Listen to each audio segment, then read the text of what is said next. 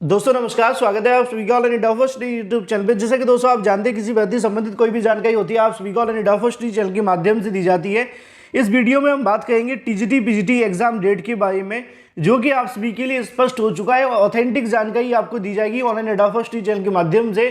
साथ ही हम बात करेंगे टीजीटी पीजीटी के अलावा बीएड बनाम बीटीसी को लेकर टीजीटी पीजीटी केबीएस के बारे में, इसके साथ और भी कई बड़ी लेटेस्ट अपडेट के बारे में। तो चलिए दोस्तों वीडियो शुरू करते हैं। वीडियो को लाइक कर दें, साथ ही शेयर कर दें और चैनल को सब्सक्राइब करके बेल आइकन को दबा लें, जिससे कि जानकारी आप सभी को ऑनलाइन इंडिया फर्स्ट चैनल के माध्यम से रियल ऑथेंटिक सबसे पहले मिलती जाए। शुरुआत करते हैं सबसे पहली अपडेट के बारे में, जो कि संबंधित है टीजीटी पीजीटी एग्जाम को लेकर। टीजीटी पीजीटी एग्जाम के बारे में जो ऑथेंटिक जानकारी होती है वही मैं आप सभी को देता हूं, चाहे वो जानकारी मुझे आपको पहले देनी पड़े या फिर कभी देनी भी ना पड़े, क्योंकि ऑथेंटिक होगी तभी मैं आपको दूंगा। टीजीटी पीजीटी एग्जाम को लेकर सुबह से ही आप सभी के सामने तारीखों का दौर जारी है। बहुत सारी जानकारियां आप सभी को मिल गई होंगी, लेकिन मैं आपको जो दिखाऊंगा वो आपकी आंखें खोल देगी। उसकी वजह है ऑनलाइन अड्डा फर्स्ट चैनल के माध्यम से दी जाने वाली 100% ऑथेंटिक जानकारी। असल में मामला क्या है, थोड़ा सा आपको समझा दूं। टीजीटी पीजीटी परीक्षा को करवाने के लिए उत्तर प्रदेश माध्यमिक शिक्षा सेवा चयन बोर्ड ने जब विज्ञापन जारी किया था तो उनकी मंशा ये थी कि 4 से 5 महीनों के अंदर इसकी परीक्षा करवा ली जाए। उसके बाद उन्होंने परीक्षा कराने को लेकर एक टारगेट बनाया था टीजीटी पीजीटी के बारे में, और वो चाहते थे कि अक्टूबर के अंदर इसकी परीक्षा को करवा लें। फिर जैसे जैसे महीने आगे बढ़ते गए उन्होंने अपने टारगेट को बढ़ाया। आप सभी को याद होगा, मैंने आप सभी को जनवरी के समय या फिर दिसंबर के समय जानकारी दी थी कि चयन बोर्ड परीक्षा की तैयारियां शुरू कर चुका है और चयन बोर्ड की मंशा है कि आने वाले कुछ ही समय के अंदर टीजीटी पीजीटी परीक्षा को करवा लें। तो चयन बोर्ड की तरफ से मार्च के अंदर परीक्षा कराए जाने को लेकर पहले विचार किया जा रहा था, क्योंकि उनको उम्मीद थी कि सरकार उनके पास सदस्य भेज देगी और आपकी जो परीक्षा है वो हो जाएंगी। लेकिन ऐसा नहीं हुआ, सरकार ने उनके पास सदस्य नहीं भेजे और आपकी जो परीक्षा है वो देखने के लिए नहीं मिल सकी। इसी के संबंध में जानकारी मैंने आप सभी को आज से 2 हफ्ते पहले भी दी थी, जब मुझे उत्तर प्रदेश माध्यमिक शिक्षा सेवा चयन बोर्ड से इसके बारे में जानकारी मिली थी कि चयन बोर्ड चाहता था कि आपकी जो परीक्षा है वो मार्च महीने में करवा ली जाए, और मैंने उसको लेकर वीडियो भी आप सभी के लिए बनाया था। ये 2 हफ्ते पहले आप सभी को मैंने जानकारी दी थी, जब ये जानकारियां देखने के लिए मिल रही थी कि चयन बोर्ड परीक्षा करवाएगा कि नहीं, और जो मार्च के अंदर परीक्षा की तारीखें चल रही थी उसके बारे में 2 हफ्ते पहले ही मैंने आपको जानकारी दे दी थी कि टीजीटी पीजीटी की जो परीक्षा 19 मार्च से होने की जानकारी दी जा रही है वो पूरे तरीके से अब ऑफिशियल नहीं है। क्यों नहीं है? क्योंकि चयन बोर्ड के चेयरमैन परीक्षा कराने को लेकर जनवरी महीने या दिसंबर महीने में विचार कर रहे थे, लेकिन बाद में जब उनके पास सदस्य नहीं आए तो उनकी तरफ से परीक्षा नहीं कराने के संबंध में फैसला किया गया, क्योंकि बिना सदस्यों के परीक्षा नहीं होगी। तो जो 19 तारीख, 20 तारीख या 21 तारीख जो भी तारीखें आप सभी के सामने हैं उस पर यह परीक्षा होगी, ऐसा बिल्कुल भी नहीं है। इसकी जानकारी मैंने 2 हफ्ते पहले वीडियो बनाकर भी आप सभी के सामने दी थी। ऑफिशियल वीडियो के माध्यम से आप सभी जाएंगे तो आपको उसके अंदर भी मैंने यही जानकारी दे दी है, एक बार जाकर चेक कर सकते हैं। तो जो तारीखें आप सभी के सामने आज देखने के लिए मिल रही हैं, इसी तारीख को लेकर 2 हफ्ते पहले मैंने आपको जानकारी पहले समझा दी थी कि टीजीटी पीजीटी को लेकर जो तारीखें आप सभी के सामने देखने के लिए मिल रही हैं 19 तारीख, 20 तारीख, इन पर टीजीटी पीजीटी की परीक्षा अब नहीं होगी। क्यों नहीं होगी? क्योंकि चयन बोर्ड के चेयरमैन टीजीटी पीजीटी परीक्षा कराने के लिए तैयार नहीं है।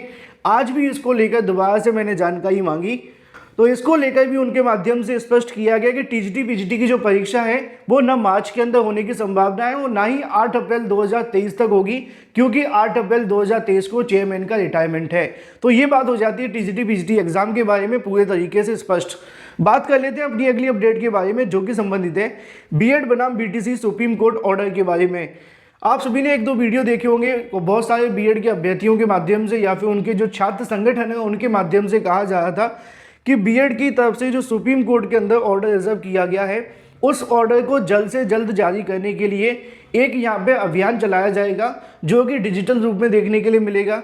मैंने उस ट्वीट के ऊपर ये कहा भी था कि आप कोर्ट के ऊपर कोई भी यहाँ से इस प्रकार का या इस तरीके का अभियान नहीं चला सकते हैं जिसमें आप ये मांग करें कि कोर्ट जल्दी से जल्दी बीएड बनाम बीटीसी का जो ऑर्डर है वो जारी कर दे।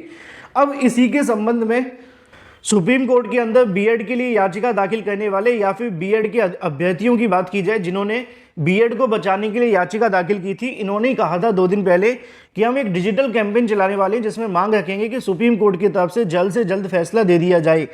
अब उनके माध्यम से इसके संबंध में फिर से जानकारी दी गई है। मैंने आपको ये जानकारी पहले ही दे दी थी अधिवक्ताओं से मुलाकात करके। लिखा हुआ है कि सुप्रीम कोर्ट के फैसले देने की कोई सीमा नहीं होती है, ये भी मैंने आपको बताया था। कब तक ऑर्डर आएगा कह नहीं सकते हैं। इनका कहना यह था कि 10 तारीख तक ऑर्डर जारी कर दिया जाएगा, लेकिन अब इनका कहना है कि कब तक ऑर्डर आएगा कह नहीं सकते हैं। दूसरा, इनके माध्यम से जो बातें कही गई थी कि हम यहाँ पे एक डिजिटल कैंपेन चलाने वाले हैं, उसको लेकर लिखा है कि एडवोकेट पैनल से बात की गई। उन्होंने बताया है जब तक यहाँ पे सब कुछ अपने पक्ष में तो डिस्टर्ब नहीं करना चाहते, जल्द फैसले के लिए किसी प्रकार की कोई भी एप्लीकेशन या फिर याचिका भी नहीं लगती है। और ये जानकारी मैंने आप सभी को पहले ही दे दी थी कि सुप्रीम कोर्ट के ऑर्डर को जारी करवाने के लिए या जल्द से जल्द जारी करवाने के लिए ना तो कोई एप्लीकेशन लग सकती है, ना ही कोई याचिका लगती है। कोर्ट कितने दिनों में ऑर्डर जारी करेगा इसको लेकर कोई समय सीमा भी नहीं होती है, लेकिन 90 दिन का समय होता है। कोर्ट आमतौर पे 90 दिनों के अंदर ऑर्डर जारी कर देती है। तो बीएड बनाम बीटीसी को लेकर भी जो ऑर्डर होगा वो 90 दिनों के अंदर अंदर यहाँ से जारी कर दिया जाएगा। तो ऐसे में जो छात्र कहने के डिजिटल माध्यम से कोई कैंपेन चलाने की मांग कर रहे थे, जिनका कहना यह था कि ट्विटर पर मांग करना शुरू कर दो बीएड बनाम बीटीसी के ऑर्डर के बारे में, जिससे कि जल्दी ऑर्डर जारी हो जाए, तो इस प्रकार के जो कहने की ऑर्डर है जो कोर्ट के ऊपर ज़्यादा फर्क नहीं पड़ते, क्योंकि कोर्ट जब ऑर्डर लिखेगी तभी तो जारी करेगी। अब ऑर्डर लिखा नहीं होगा, आप सुप्रीम कोर्ट की मांग करेंगे ट्विटर पे, तो ट्विटर और सुप्रीम कोर्ट में बहुत फर्क है। उससे सरकार के ऊपर फर्क पड़ सकता है, लेकिन सुप्रीम कोर्ट के ऊपर कोई फर्क नहीं पड़ता है। तो ऐसे में ऑर्डर को जारी करने के लिए ना कोई एप्लीकेशन ना कोई याचिका, जब भी ऑर्डर आएगा कोर्ट के अपनी तरफ से दिया जाएगा, अपनी मर्जी अपने विवेक के आधार पर।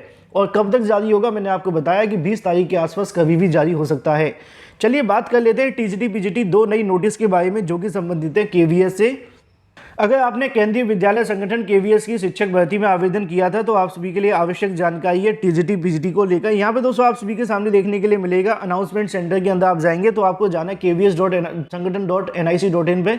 उसके बाद आपको एक सेक्शन देखने के लिए मिलेगा अनाउंसमेंट का, वहाँ पे आप सभी के सामने 2 नए नोटिस जारी हुए आज की तारीख में 11/2/2023 जैसा कि लिखा हुआ है। और ये जो नोटिफिकेशन जारी किया गया था टीजीटी के बारे में, उससे संबंधित जानकारी भी देखने के लिए मिल जाती है। टीजीटी को लेकर ये जारी किया गया था 7 तारीख को। आज की तारीख में जो जारी हुआ पीजीटी को लेकर है, पोस्ट ग्रेजुएट टीचर के संबंध में लिखा हुआ है। टीजीटी पीजीटी के संबंध में कि ऐसे अभ्यर्थी जिन्होंने टीजीटी के लिए आवेदन किए थे और पीजीटी के लिए आवेदन किए थे, हिंदी ट्रांसलेटर के लिए आवेदन किए थे, उन सभी के जो एडमिट कार्ड हैं वो जारी कर दिए गए हैं। तो ऐसे अभ्यर्थी जो कि यहाँ पे केवीएस की पीजीटी शिक्षक भर्ती के अंदर आवेदन कर चुके हैं और परीक्षा की तारीखों का इंतजार कर रहे हैं, जाकर अपने एडमिट कार्ड डाउनलोड कर सकते हैं, चाहे आप टीजीटी को लेकर हो, ठीक है, या फिर पीजीटी के बारे में, या फिर हिंदी ट्रांसलेटर से संबंधित। बात कर लेते हैं अपनी अगली अपडेट के बारे में जो कि संबंधित है यूपी प्राथमिक और जूनियर स्कूलों के अंदर शिक्षक पद निर्धारण के संबंध में ऑफिशियल नोटिस के बारे में। यहाँ पे दोस्तों आप सभी के सामने देखने के लिए मिल जाएगा, ये नोटिफिकेशन आप सभी के सामने है। ये नोटिफिकेशन क्या है मैं आपको बता दूं, विद्यालयों के अंदर शिक्षक पद कैसे निर्धारण किए जाते हैं उसके संबंध में यहाँ पे लिखा हुआ है। अनुसूची की धारा 19 और 25 को देखिए, उसके आधार पर इसको बनाया गया है। विद्यालय के लिए मान और मानक की यहाँ पे बात की गई है। जैसे कि हम बात करें 1ली से लेकर 5वीं, जिसको हम प्राइमरी के नाम से जानते हैं, प्रवेश के लिए अगर हम बात करते हैं तो यहाँ पे लिखा हुआ है 60 तक जो आप सभी के प्रवेश की किए गए बालक की जानकारी लिखी, शिक्षक की संख्या देखने के लिए मिलेगी। 61 से लेकर 90 के बीच में अगर बात की जाए तो 3, और इसी तरीके से 91 से लेकर 120 के बीच में 4 माना जाता है। थोड़ा सा मैं आपको आसान भाषा में समझा दूँ, होता क्या है, होता ये है कि 30 बच्चे के ऊपर एक प्राथमिक शिक्षक आपको देखने के लिए मिलते हैं और इसी के बारे में यहाँ पे जानकारी दी गई है। जैसा कि मैंने आपको समझाया कि अगर 30 बच्चे हैं तो एक शिक्षक होगा, 60 हैं तो 2 होंगे, अगर आप सभी के सामने 90 हैं तो 3 देखने के लिए मिलेंगे, और 120 तक हैं तो 4 शिक्षकों की नियुक्ति होगी। इसी तरीके से जैसे जैसे छात्रों की संख्या बढ़ेगी वैसे वैसे प्राइमरी शिक्षकों की संख्या बढ़ती जाएगी। नीचे ये भी लिखा हुआ है कि 100 से लेकर जो 50 बालकों की संख्या में 5 आपको जो प्रधानाध्यापक है, इसके अलावा जो अध्यापक है वो देखने के लिए मिलते हैं। इसी तरीके से हम बात करते हैं 200 बालकों से अगर ऊपर है तो यहाँ पे लिखा हुआ है कि छात्र शिक्षक अनुपात प्रधानाध्यापक को छोड़कर 40 से अधिक नहीं होगा, है ना। तो यहाँ पे अगर बात की जाए प्रधानाध्यापक के बारे में भी जानकारी दे दी। अब बात कर लेते हैं यहाँ पे जूनियर के बारे में, जिसको 6 to 8 के नाम से जानते हैं। तो 6 to 8 के लिए क्या होता है कि कम से कम प्रति कक्षा में एक शिक्षक इस प्रकार देखने के लिए मिलेगा, विज्ञान और गणित, सामाजिक अध्ययन या फिर भाषा, ठीक है। दूसरी क्या देखने के लिए मिलेगा कि 35 बच्चों के ऊपर एक शिक्षक होना चाहिए, ठीक है। तीसरा, जहाँ पे 100 से अधिक बालक है वहाँ पे प्रवेश दिया गया हो, तो उसके बारे में भी यहाँ पे डाटा लिखा हुआ है। इसी तरीके से कला, स्वास्थ्य और शारीरिक शिक्षा और कार्य शिक्षा से संबंधित शिक्षकों का जो पद का निर्धारण है वो किया जाता है। फिलहाल इस वीडियो के माध्यम से इतना ही। Thank you for watching this video.